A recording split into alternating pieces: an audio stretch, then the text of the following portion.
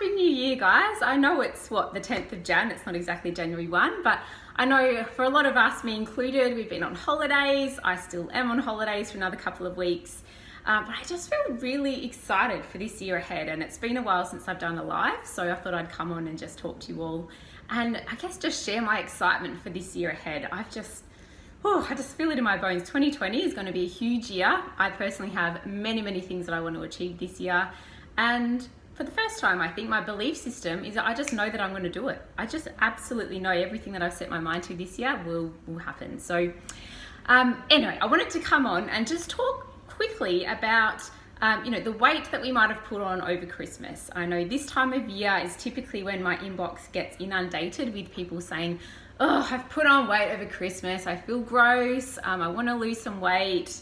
What should I do?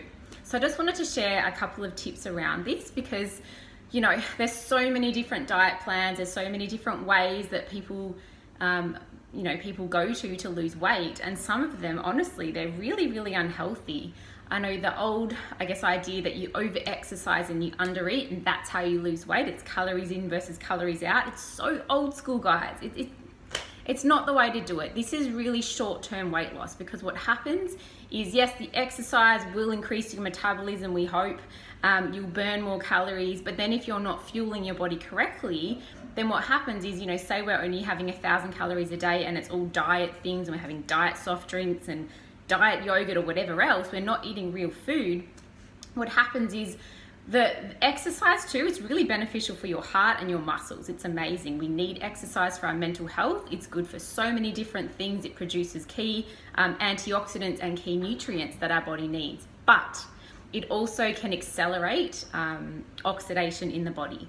So when we exercise, we're oxidizing faster, which is the process of things being broken down in the body. And I'll use an example of if you're lifting weights, we all know these weightlifters, they're breaking down their muscle, they're ripping and they're breaking their muscle when they lift weights, and then they need to repair that muscle for it to grow.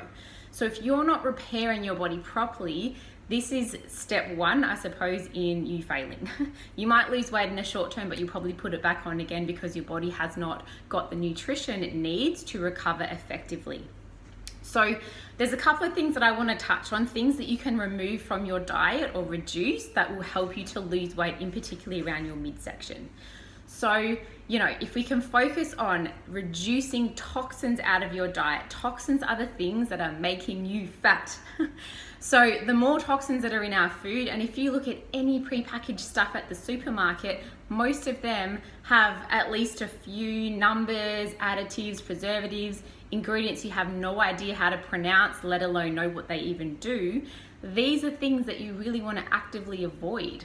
So the more toxins that get put into your body has to deal with these. Your liver is your detoxification organ, and that's what it does for you. You put toxins in, it goes through the liver, and they come out. The problem is when we're routinely consuming toxin after toxin after toxin, and what this could look like is packaged breakfast cereal with non-organic cow's milk. That's a fairly toxic breakfast, and then we back it up with a muffin and coffee at morning tea, some kind of a lunch that we've bought from the local corner store at lunchtime, some bickies in the afternoon as a pick-me-up, maybe another coffee, and then dinner, who knows. But there's not a lot of nutrients here supporting the detoxification process. So what happens is these toxins basically get traffic jammed at your liver. And if they can't effectively go through and get eliminated, what happens is they kind of bypass the liver and go back into the bloodstream, and then your body's got to find somewhere to put them. So it uses your fat storage, your fat cells, as a safe place to deposit these toxins. And that's why weight loss is only very short term when we have a very high toxin diet. So a way around this, when we start to undereat, when we start to over-exercise, yes, we will start to lose fat, and the toxins that are trapped in that fat will get released back into the bloodstream. If there's so many of them that the liver can't really tolerate them properly, you feel crap. You feel really tired, you feel lethargic, you probably get sick because the body doesn't want all this stuff going on. So how we can effectively start to eliminate these is by changing the way we view food. It's not about starving yourself. I cannot stress that enough. We do not want to starve ourselves. We want to eat whole foods. So we can swap things that are really making you fat, and I know you're going to hate me for some of these suggestions, but too much coffee is making you fat. 1 cup of organic coffee a day is probably okay. There's some antioxidants in there. But the reality is when we're consuming coffee after coffee after coffee, maybe in conjunction with, energy drinks and other things with caffeine, even chocolate, what happens is our cortisol is really stimulated. This is our stress hormone, and it causes the excess caffeine really stimulates your nervous system to produce more adrenaline, to produce more cortisol. Cortisol is your fat storing hormone. So typically when we have a lot of stress going on and we're living on caffeine, we will be bloated, we'll carry weight around our middle. So, we're really just flooding our bodies, and we're drinking coffee all through the day. We're flooding our bodies with fat storing hormones. That's not what we want to do. So if you love coffee, I'm not trying to take it away from you, but just try and limit it to 1 a day, or swap over to something that's less toxic, maybe like a green tea or herbal tea. Any of these things are really going to benefit the body. Then when we can assist the detoxification process by adding in more whole foods, this is really key. Like the more whole foods, the more minerals, the more antioxidants you can add to your body. The liver loves this. This is cleansing your liver. It's assisting in detoxification. And then those toxins that are trapped in your fat cells, they don't need to be there. So the fat cells don't need to be there either. It's much easier to lose the weight. Now, alcohol.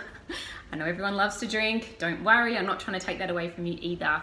But again, the more alcohol we put into our body, alcohol really is a toxin. And when we're consuming it regularly and in excess, this is where, you see the middle-aged men, they've got this huge beer belly because of the toxic fat associated with drinking alcohol routinely.